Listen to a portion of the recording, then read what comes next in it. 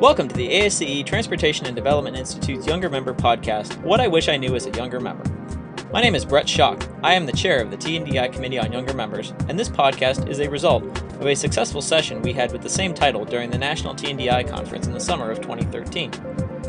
I sat down with some experienced leaders in transportation engineering and development to get their thoughts on the unwritten rules, career advice, and insights they wish someone had passed along when they were younger members. While there is little substitute for experience, I hope you enjoy listening to the advice these professionals have to pass along. If you have any comments, questions, or suggestions for future speakers, please leave a comment or contact us through T&DI's website. Thanks for listening. Our first speaker in the series is Mike Walton. Mike is a past president of T&DI and a professor and the Ernest H. Cockrell Centennial Chair in Engineering at the University of Texas, Austin. His career has spanned more than 40 years, and I hope you enjoy hearing his insights and recommendations. Mike, can you describe your relationship with ASCE since your time as a young engineer and how it has evolved? Well, as you know, most of us started off with ASCE as student chapter members, and we just thought it was the profession that we were going into. Therefore, this was going to be the organization for our professional career. And I didn't take it real seriously. Like most of us at that stage in our life, we had other things on our mind. But after I got out and had military experience and graduate school experience, I got back involved in ASCE. And what I did not realize at the time, my involvement with ASCE was more of a curiosity or an interest than it was my thinking about it being something that would impact my profession. But I will tell you that in a short period of time, that I met a number of individuals who had been in the career, in the civil engineering career, transportation specifically, for a long period of time with major consulting firms and so forth. And over a year or so, I developed a very good working relationship, I got involved with committees and volunteered for activities or took on assignments. And it led to some of the most interesting job opportunities that I ever had, and sort of put me on a trajectory that I clearly responded to.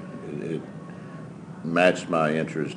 So, you don't think about those things happening in that fashion, but through these professional relationships, it started with ASCE that led to some career opportunities, consulting arrangements at first, job offers, but friendships that lasted a career. And those professional friendships is the essence of networking, of course. And then it's continued on. Even though I may have changed directions or careers, those relationships continued. The firms that I established relationships with continued to this day. And I thought that was, for me, it has been had a fundamental impact on my professional career that I'll never forget. And that's why I'm still involved today. I'm still meeting people and still developing friends and relationships that professional and personal that have meant a lot to me and have enriched my career. A lot of networking and career development opportunities take a while before results are seen. How long was it before you really saw a return on investment of your time? That's a very good question, and it's not something that I planned to happen. I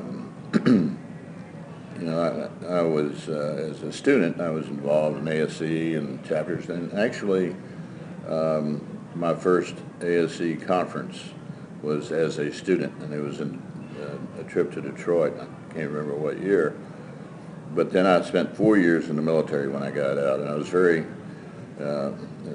I was a combat engineer, officer, regular Army, airborne, all that sort of nonsense, but very much focused on not military as a career, but as an opportunity to do more engineering-wise. Through that activity, I met people, contemporaries, who were also civil engineers, of course, and then that's shaped by going back to graduate school. And I went back to graduate school in transportation rather than what I thought I would do when I originally finished. 4 years there, then 4 years in graduate school. In graduate school, I started getting back involved. And I can give you one example of an event, and that so it would be probably 8 years after graduation, 4 in the Army, 4, maybe 6, because it was during the period of graduate school. I read an article, and there was a transition taking place, a change in our president, and there was a transition team that had been appointed. Each president has a transition team. There was a DOT, or there was a transportation person. Tell my age, the U.S. DOT had just been created, just been formed. And so this was a year after that formation. They had announced who the secretary was going to be, the next secretary, but there was this transition team. The head of the transition team for transportation, they break it into technical areas or subject areas, and transportation was one, was the chairman of the civil engineering department at MIT. And he was coming, I knew of a lecture that he was giving, or a seminar he was giving, in where I was located at the time, still a graduate student. So I went to the seminar, and afterwards I went up to him and told him that I was very much interested in transportation and how would one go about getting introduced to the U.S. Department of Transportation, and would there be an opportunity for a person like me on a short term. And Lord and behold, it wasn't too much longer that I got then I started to say email. I got a letter from him, from U.S. DOT, basically asking me to contact the Assistant Secretary for Policy and International Affairs, which was exactly the area that I was interested in.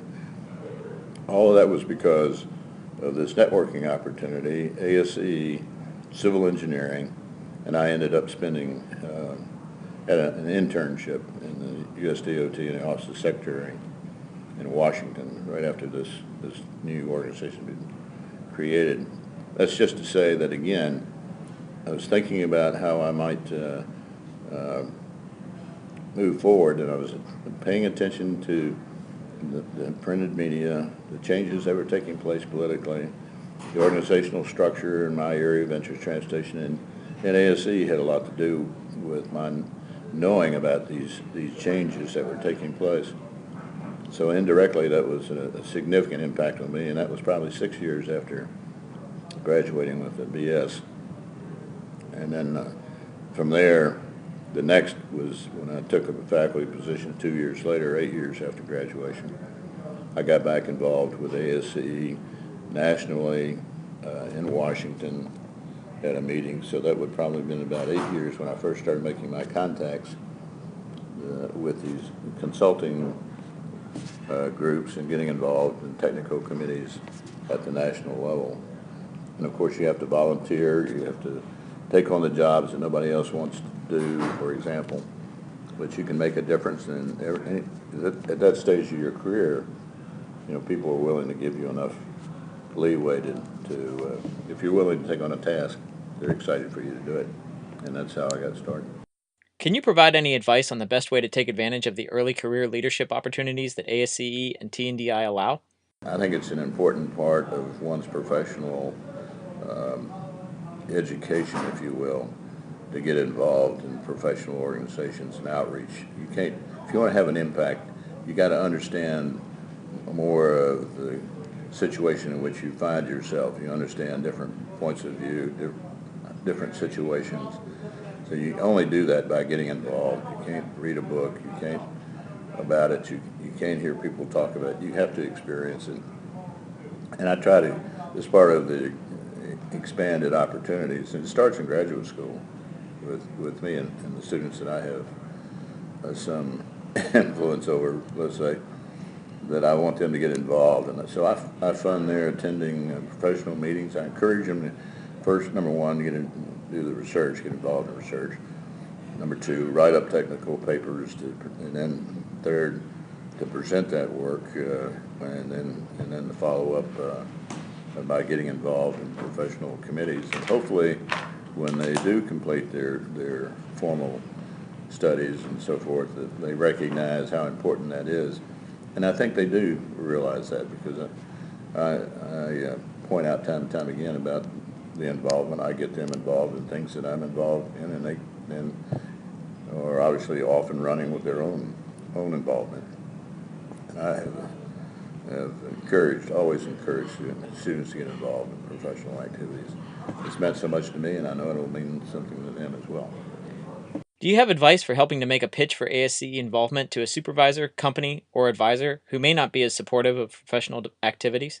Well, if you don't have that, if you're not inclined toward that, it's very difficult. And there are a lot of competing opportunities for your time, your energy, and your resources. And your most valuable resource is your time, quite frankly, as we all know. And how do you want to spend that? How do you want to allocate that?